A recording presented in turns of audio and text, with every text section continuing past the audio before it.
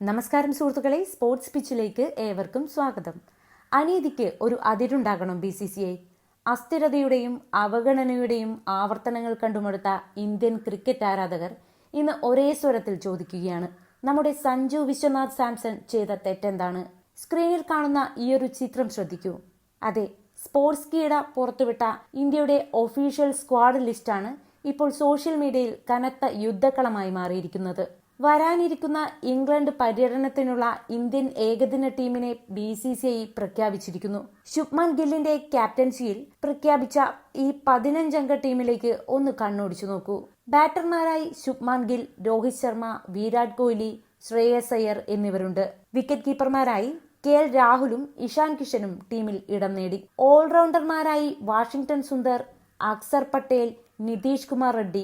ബൌളർമാരായി കുൽദീപ്, ബുംറ, പ്രസിദ്ധ് കൃഷ്ണ, ഹർഷിത് റാണ, അർഷിത് ദീപ് സിംഗ്, ഗുർനൂർ ബറാർ എന്നിവരുമുണ്ട്. എന്നാൽ ഈ വലിയ ലിസ്റ്റിൽ വിക്കറ്റ് കീപ്പർമാരുടെയോ ബാറ്റർമാരുടെയോ നിരയിൽ എവിടെയെങ്കിലും ഒരു മലയാളിയുടെ പേര് കാണുന്നുണ്ടോ? ഇല്ല.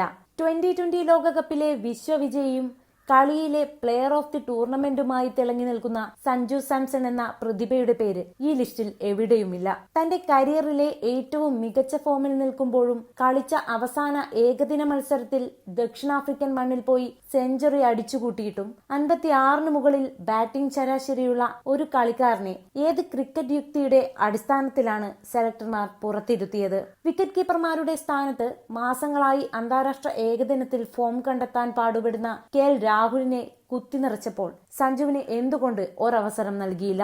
ഇന്ന് സ്പോർട്സ് പിച്ചിലൂടെ നമ്മൾ സംസാരിക്കുന്നത് കേവലം ഒരു തഴയപ്പെടലിനെ കുറിച്ചല്ല, മറിച്ച് ഇന്ത്യൻ ക്രിക്കറ്റിലെ സിസ്റ്റമാറ്റിക് ആയ അവഗണനയെ കുറിച്ചാണ്. മനുഷ്യർ കള്ളം പറഞ്ഞേക്കാം, വടക്കേ ഇന്ത്യൻ മാധ്യമങ്ങൾ പലരെയും വെള്ളപൂശിയേക്കാം, പക്ഷെ ക്രിക്കറ്റിലെ കണക്കുകൾ ഒരിക്കലും കള്ളം പറയില്ല. സഞ്ജുവിന്റെ കണ്ണഞ്ചിപ്പിക്കുന്ന ഏകദിന റെക്കോർഡുകളും ഇംഗ്ലണ്ട് ടീമിൽ കയറിക്കൂടിയ മറ്റു വിക്കറ്റ് കീപ്പർമാരുടെ യഥാർത്ഥ സ്റ്റാറ്റസുകളും വലിച്ചുകീറി പരിശോധിക്കുന്ന ഒരു തകർപ്പൻ മാസ് പ്രതിഷേധ വിശകലനത്തിലേക്ക് സ്വാഗതം. നമുക്ക് ആദ്യം തന്നെ BCCIയുടെ സെലക്ടർമാർ കണ്ണടച്ചിരുട്ടാക്കാൻ ശ്രമിക്കുന്ന ആ ഒഫീഷ്യൽ ഏകദിന കണക്കുകളിലേക്ക് വരാം. ക്രിക്കറ്റിന്റെ ചരിത്രത്തിൽ തന്നെ വളരെ ചുരുക്കം ബാറ്റ്സ്മാൻമാർക്ക് മാത്രം അവകാശപ്പെടാൻ സാധിക്കുന്ന അവിശ്വസനീയമായ റൺവേട്ടയാണ് സഞ്ജു ഏകദിനത്തിൽ നടത്തിയിട്ടുള്ളത്. ഇന്ത്യക്ക് വേണ്ടി കളിച്ച ഇന്നിംഗ്സുകളിൽ അദ്ദേഹത്തിന്റെ കരിയർ ഗ്രാഫ് എങ്ങനെയാണെന്ന് നോക്കൂ. നമുക്ക് ആ സ്റ്റാറ്റസ് ടേബിൾ ഒന്ന് വിശദമായി പരിശോധിക്കാം. സ്റ്റാറ്റിസ്റ്റിക്സ് കണക്കുകൾ: ആകെ റൺസ് 510, ബാറ്റിംഗ് ശരാശരി 56.67, സ്ട്രൈക്ക് റേറ്റ് 99.61, ഉയർന്ന സ്കോർ 108, സെഞ്ചുറികൾ 1, അർദ്ധ സെഞ്ചുറികൾ 3. ഈ കണക്കുകൾ കാണുമ്പോൾ ഏതൊരു സാധാരണ ക്രിക്കറ്റ് പ്രേമിയുടെയും നെഞ്ചു തകർന്നു പോകും. വെറും 14 ഇന്നിംഗ്സുകളിൽ നിന്ന് സഞ്ജു സാംസൺ അടിച്ചുകൂട്ടിയത് 510 റൺസാണ്. അദ്ദേഹത്തിന്റെ ബാറ്റിംഗ് ശരാശരി എത്രയാണെന്ന് നോക്കൂ, 56.67. ഇന്ത്യൻ ക്രിക്കറ്റിന്റെ ചരിത്രത്തിൽ തന്നെ 15-ൽ കൂടുതൽ മത്സരങ്ങൾ കളിച്ച മിഡിൽ ഓർഡർ ബാറ്റർമാരിൽ ഏറ്റവും ഉയർന്ന ശരാശരികളിൽ ഒന്നാണിത്. ഇതിനേക്കാൾ ഞെട്ടിക്കുന്നത് അദ്ദേഹത്തിന്റെ സ്ട്രൈക്ക് റേറ്റ് ആണ്, ഏതാണ്ട് 99.61. അതായത് ഏകദിന ക്രിക്കറ്റിൽ ഒരു മിഡിൽ ഓർഡർ ബാറ്റർക്ക് ആവശ്യമായ എല്ലാ യോഗ്യതകളും, ആങ്കർ ചെയ്യാനുള്ള കഴിവും കളി ഫിനിഷ് ചെയ്യാനുള്ള അഗ്രസീവ് ശൈലിയും ഒരേപോലെ ഒത്തിണങ്ങിയ അപൂർവം താരങ്ങളിൽ ഒരാളാണ് സഞ്ജു സാംസൺ. താൻ കളിച്ച അവസാന ഏകദിന പരമ്പരയിലെ അവസാന മത്സരത്തിൽ ദക്ഷിണാഫ്രിക്കയിലെ പേസിനെയും ബൗൺസിനെയും തുണയ്ക്കുന്ന പാൾ ക്രിക്കറ്റ് സ്റ്റേഡിയത്തിൽ കനത്ത പ്രഷർ സിറ്റുവേഷനിൽ സഞ്ജു നേടിയത് 114 പന്തിൽ 108 റൺസ് എന്ന ക്ലാസ് സെഞ്ചുറിയായിരുന്നു. ഇന്ത്യയെ ആ മത്സരത്തിലും പരമ്പരയിലും വിജയത്തിൽ നയിച്ചത് സഞ്ജുവിന്റെ ഈ മാസ്മരിക ഇന്നിംഗ്സ് ആയിരുന്നു. എന്നാൽ ആ മത്സരത്തിന് ശേഷം ഇന്ത്യ കളിച്ച ഒരു ഏകദിന മത്സരത്തിൽ പോലും സഞ്ജുവിനെ ടീമിന്റെ പ്ലേയിങ് 11-ലോ ഇപ്പോൾ ഇതാ സ്ക്വാഡിലോ പോലുമോ ഉൾപ്പെടുത്തിയിട്ടില്ല. ഒരു മത്സരത്തിൽ സെഞ്ചുറി അടിച്ച് ടീമിനെ ജയിപ്പിച്ച ഒരു കളിക്കാരനെ അടുത്ത പരമ്പരകളിൽ വാട്ടർ ബോയ് ആക്കുകയോ ടീമിൽ നിന്ന് തന്നെ പുറത്താക്കുകയോ ചെയ്യുന്ന ഈ ക്രൂരമായ വിനോദം ലോകത്ത് മറ്റൊരു ക്രിക്കറ്റ് ബോർഡും ചെയ്യാത്ത ഒന്നാണ്. ഇനി നമുക്ക് ഈ സ്ക്വാഡിലേക്ക് തിരുകി കയറ്റിയ മറ്റ് 2 വിക്കറ്റ് കീപ്പർമാരുടെ കാര്യത്തിലേക്ക് വരാം. KL രാഹുൽ,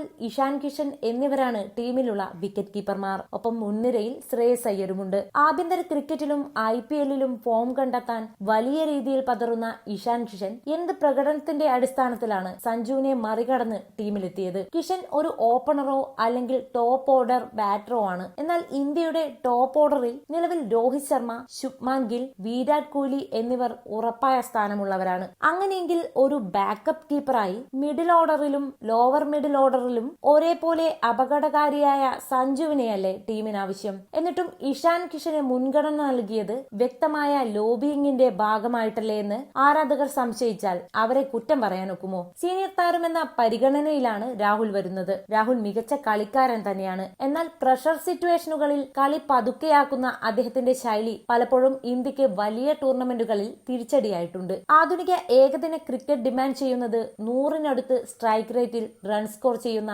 സഞ്ജുവിനെ പോലെയുള്ള ഫിയർലെസ് ക്രിക്കറ്റ്മാരെയാണ്. ശ്രേയസ് അയ്യർ മികച്ചൊരു ഏകദിന ബാറ്ററാണ് എന്നതിൽ തർക്കമില്ല. എന്നാൽ സഞ്ജുവിന്റെ കൺസിസ്റ്റൻസിയും സമീപകാലത്തെ അന്താരാഷ്ട്ര ഫോമും വെച്ച് നോക്കുമ്പോൾ മിഡിൽ ഓർഡറിൽ സഞ്ജുവിനെ പോലൊരു എക്സ്ട്രാ വിക്കറ്റ് കീപ്പർ ഓപ്ഷൻ ഉള്ളത് ടീമിന് എത്രത്തോളം വലിയ ബാലൻസ് നൽകുമെന്നത് സെലക്ടർമാർ ബോധപൂർവ്വം മറന്നുകളഞ്ഞു. വിക്കറ്റ് കീപ്പർമാരായി 2 പേരെ എടുക്കുമ്പോൾ അതിലൊരാൾ 56 ആവറേജ് ഉള്ള സഞ്ജു സാംസൺ ആകേണ്ടത് അനിവാര്യമായിരുന്നു. എന്നിട്ടും ഇഷാൻ കിഷനെയും KL രാഹുലിനെയും മാത്രം നിലനിർത്തിയത് സഞ്ജുവിനോട് കാണിച്ച കടുത്ത അനീതിയാണ്. ഇവിടെയാണ് ഏറ്റവും വലിയ കോമഡി ഒളിഞ്ഞിരിക്കുന്നത്. നമുക്കറിയാം, ഈ കഴിഞ്ഞ 2026-ലെ T20 ലോകകപ്പിൽ ഇന്ത്യൻ ടീമിനെ ചാമ്പ്യന്മാരാക്കുന്നതിൽ ഏറ്റവും നിർണായക പങ്കുവഹിച്ച താരം ആരാണ്? അത് സഞ്ജു വിശ്വനാഥ് സാംസൺ ആണ്. ടൂർണമെന്റിന്റെ പകുതിയിൽ ടീമിന്റെ പ്ലേയിങ് 11-ലേക്ക് വരികയും പിന്നീട് അവിടെ നിന്ന് ഇന്ത്യയെ കിരീടത്തിലേക്ക് നയിച്ച പ്ലെയർ ഓഫ് ദി ടൂർണമെന്റ് പുരസ്കാരം വരെ സ്വന്തമാക്കുകയും ചെയ്ത താരമാണ് സഞ്ജു. നമുക്ക് ആ ലോകകപ്പിലെ സഞ്ജുവിന്റെ ചില മാന്ത്രിക ഇന്നിംഗ്സുകൾ ഓർത്തെടുക്കാം. സൂപ്പർ 8-ൽ വെസ്റ്റ് ഇൻഡീസിനെതിരെ വെറും 50 പന്തിൽ 97 റൺസ് എടുത്ത അവിശ്വസനീയമായ ഇന്നിംഗ്സ്. സെമി ഫൈനലിൽ ഇംഗ്ലണ്ടിനെതിരെ ശക്തരായ ഇംഗ്ലീഷ് ബൌളിംഗ് നിരയെ തച്ചു തകർത്ത് 42 പന്തിൽ 89 റൺസ്. ഫൈനലിൽ ന്യൂസിലാൻഡിനെതിരെ കനത്ത പ്രഷറുള്ള കിരീട പോരാട്ടത്തിൽ 46 പന്തിൽ 89 റൺസ് അടിച്ച് ഇന്ത്യയെ ലോകത്തിന്റെ നെറുകയിലെത്തിച്ചു. ഒരു കളിക്കാരൻ അന്താരാഷ്ട്ര തലത്തിൽ ലോകത്തിലെ ഏറ്റവും വലിയ ടൂർണമെന്റിൽ ഏറ്റവും മികച്ച ഫോമിൽ കളിച്ചു നിൽക്കുമ്പോൾ തൊട്ടു പിന്നാലെ വരുന്ന ഇതേ ഇംഗ്ലണ്ട് ടീമിനെതിരെയുള്ള ഏകദിന പരമ്പരയിൽ നിന്ന് അയാളെ പൂർണ്ണമായും ഒഴിവാക്കുന്നു.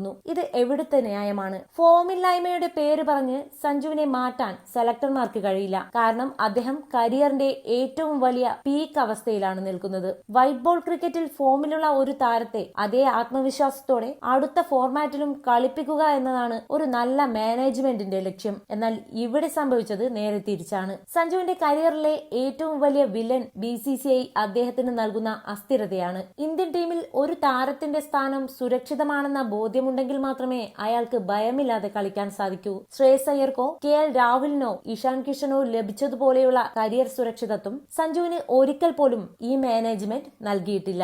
ഒരു മത്സരത്തിൽ റൺസ് അടിച്ചാലും അടുത്ത മത്സരത്തിൽ മാറ്റപ്പെടുമെന്ന ഭയം എപ്പോഴും സഞ്ജുവിന്റെ തലയ്ക്ക് മുകളിൽ ഒരു വാളായി സെലക്ടർമാർ തൂക്കിയിടാറുണ്ട്. എന്നിട്ടും അദ്ദേഹം ഏകദിനത്തിൽ ഉണ്ടാക്കിയെടുത്ത ഈ 56+ ആവറേജ് എന്നത് അദ്ദേഹത്തിന്റെ കഠിനാധ്വാനത്തിന്റെയും അസാധാരണമായ പ്രതിഭയുടെയും മാത്രം ഫലമാണ്. ദക്ഷിണാഫ്രിക്കയിൽ പോയി ഒരു താരം സെഞ്ചുറി അടിച്ചിട്ടും ലോകകപ്പിൽ പ്ലെയർ ഓഫ് ദി ടൂർണമെന്റ് ആയിട്ടും ഇംഗ്ലണ്ടിനെതിരെയുള്ള ഏകദിന സ്ക്വാഡിൽ പോലുമില്ലെങ്കിൽ ഇത് സഞ്ജു എന്ന വ്യക്തിയോട് മാത്രമല്ല, ക്രിക്കറ്റ് എന്ന ഗെയിമിനോട് തന്നെ കാണിക്കുന്ന കടുത്ത ദ്രോഹമാണ്.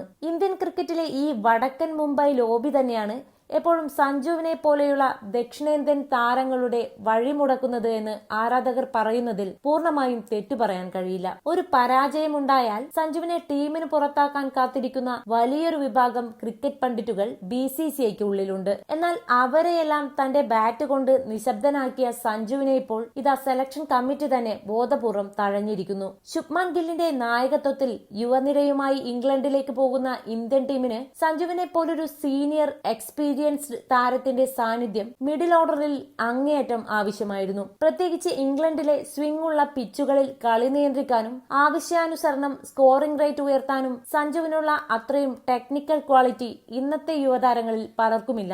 ഗൗതം ഗംഭീർ എന്ന പരിശീലകനിൽ ആരാധകർക്ക് വലിയ പ്രതീക്ഷയുണ്ടായിരുന്നു. മെറിറ്റിന്റെ അടിസ്ഥാനത്തിൽ മാത്രമേ ടീം സെലക്ഷൻ ഉണ്ടാകൂ എന്ന് അദ്ദേഹം പലപ്പോഴും പറഞ്ഞിട്ടുള്ളതാണ്. എന്നാൽ ഈ പ്രഖ്യാപിച്ച ടീം ലിസ്റ്റ് കാണുമ്പോൾ ഗംഭീറിന്റെ തന്ത്രങ്ങൾക്കാണോ അതോ സെലക്ടർമാരുടെ പഴയ കളിപ്പീരങ്കികൾക്കാണോ ഇവിടെ വിജയമെന്ന് സംശയിക്കേണ്ടിയിരിക്കുന്നു. സഞ്ജുവിനെ പോലൊരു മാച്ച് വിന്നറെ ഏകദിന ഫോർമാറ്റിൽ നിന്ന് പൂർണ്ണമായി മാറ്റി നിർത്തുന്നത് വരാനിരിക്കുന്ന വലിയ ICC ടൂർണമെന്റുകളിൽ ഇന്ത്യക്ക് വലിയ തിരിച്ചടിയായി മാറുമെന്നതിൽ യാതൊരു സംശയവുമില്ല.